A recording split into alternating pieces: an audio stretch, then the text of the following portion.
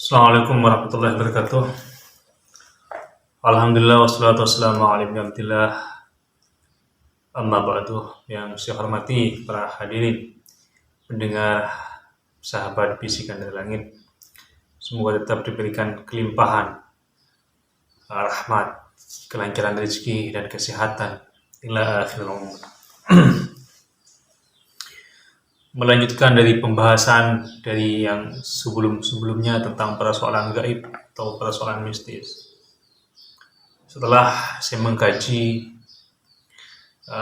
cukup lumayan lama sekali tentang hal-hal pergaiban dan hal-hal permistisan ini, saya menemukan kejunilan, keunikan-keunikan yang selama saya pelajari dan selama saya saksikan selama saya hidup ini.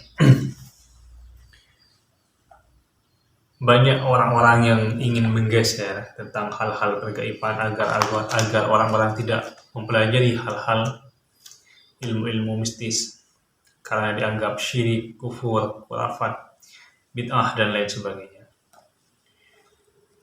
Akan tapi jangan lupa, zaman ini semakin ke belakang ini, walaupun dipenuhi dengan kecanggihan sains dan teknologi, orang-orang prajurit-prajurit pilihan yang sudah disiapkan untuk berperang dan bertempur di medan pertempuran, hampir semua prajurit-prajurit pilihan dan prajurit-prajurit khusus itu mempelajari tentang hal-hal ilmu gaib tingkat tinggi.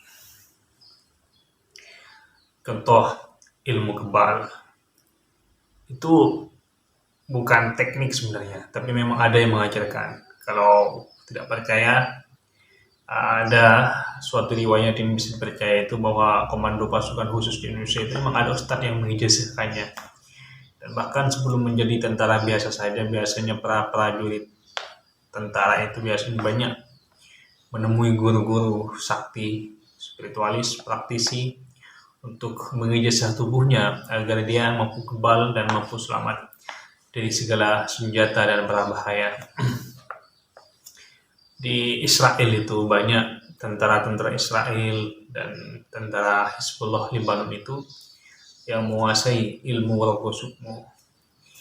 Ilmu rogo sukmo itu adalah suatu ilmu yang dulunya juga pernah saya pelajari, tapi hanya tingkatan utama, yaitu mengeluarkan sukma di dalam tubuh kita dan mampu bergerilya kemana-mana. Itu ilmu rogo sukmo namanya, dan mampu membaca rahasia-rahasia orang yang pembicaraan-pembicaraan di dalam sebuah gedung itu bisa dibaca.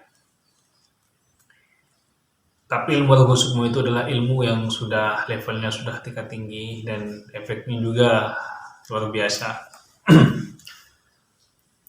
Ada dua tempat yang tidak mampu dimasuki oleh orang yang menguasai ilmu rogo sukmo itu. Kalau tidak percaya, silahkan tantang para orang-orang yang menguasai ilmu rogo sukmo itu, yang mampu sukmanya itu di bawah jalan-jalan kemana-mana tapi tubuhnya tetap ada di tempat. Pertama itu di segitiga bermuda. Merogo sukmo ke sana tidak bisa, karena kekuatan energinya itu sangat dahsyat di segitiga bermuda itu. Bisa saja tidak akan kembali di segitiga bermuda itu. Kedua adalah di Ka'bah. Energi-energi positif itu sangat luar biasa, energinya sangat besar sekali. Kalau merogo sukmo di sana bisa mampus orang-orang itu, baik dari kalangan hitam putih, mampus, nggak akan kuat di sana. Karena kenapa? Benturan energinya itu tidak akan kuat jika orang-orang itu merogo sukmo ke segitiga bermuda yang banyak kapal-kapal disedot itu, dan juga tidak akan mampu merogo sukmo ke Makkatul Mukarramah, tempat ibadah umat Islam seluruh dunia. Tapi yang menjadi persoalan-persoalan pelik saat ini, seakan-akan ilmu-ilmu gaib ini adalah suatu ilmu yang terbelakang. Dianggap ilmunya orang-orang hutan, orang-orang pedalaman, orang-orang primitif. Tapi banyak orang-orang hebat itu, para pejabat-pejabat, hampir semua pejabat yang ada di Indonesia ini 99% itu menggunakan jasa gaib. Semua itu, mulai dari kepala desa, camat, bupati, DPR, gubernur, apalagi presiden. Mereka memiliki guru-guru praktisi tersendiri dan memiliki penjaga khusus untuk membentengi gaib mereka agar tidak diserang oleh musuh-musuhnya dan agar mereka dapat mampu menundukkan para bawahannya. Semua itu polisi, TNI itu semua menggunakan unsur-unsur gaib, baik keilahian atau ilmu-ilmu yang bersumber dari langit maupun ilmu-ilmu yang bersumber dari bumi, baik yang bersumber dari ilmu-ilmu witan maupun dari ilmu-ilmu mistis seperti persembahan-persembahan. Ini semuanya terpengaruh dengan hal-hal mistis dan gaib. Sehingga jangan heran jika ada seorang praktisi bertemu dengan praktisi itu mudah berantem. Karena memang ada suatu kekuatan energi yang berbenturan antara energi dan energi, antara khodam dan juga dengan khodam itu berbenturan. Sehingga apa? Ada sebuah kenyataan yang akhirnya terjadi, yang satu emosi dan juga yang satu emosi karena efek adanya khodam itu. Ada banyak riwayat tentang hadis Rasulullah Shallallahu Alaihi Wasallam itu tentang di masa-masa akhir zaman itu. Bahkan diceritakan itu dalam suatu kisah.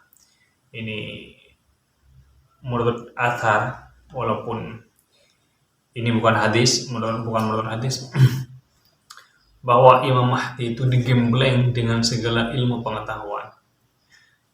Apa-apa yang dimiliki oleh nabi-nabi sebelum Nabi Muhammad SAW itu kekuatannya dan kemampuannya itu digemblengkan kepada Imam Mahdi di akhir zaman. Untuk apa Imam Mahdi itu digembleng? Karena Imam Mahdi itu untuk menyaingi Al-Masihud Dajjal dan para pengikut Masihud Dajjal. Walaupun pada akhirnya nanti Ad-Dajjal Al-Masih ini dibunuh oleh Isa Al-Masih. Kalau kita melihat kesaktian ya seperti saya bapak itu kan di luar akal manusia itu. Mampu terbang, mampu mengeluarkan air hanya dengan injakan, mampu menghidupkan orang mati, mampu membuat emas hanya dari tepung, mampu mengeluarkan emas dari dalam dirinya. Itu sangat luar biasa. Imam Mahdi ini memang dididik untuk menjadi imam di akhir zaman yang paling sakti mandraguna. Ya bisa saja Imam Mahdi ini memiliki ilmu Pancasona, Rawarontek dan Ajanaka Gunung pada nantinya. Karena perang di akhir zaman nanti dibutuhkan bukan teknologi, tapi ketangkasan kita dalam bertarung dan sampai di mana kekebalan tubuh kita ini. Maka dari itulah hal-hal yang bersifat gaib mistis itu sesuai dengan apa yang tertera di dalam kitab suci Al-Quran. Alladzina yu'minuna bil ghaibi wasyahadah. Wallahu a'lam.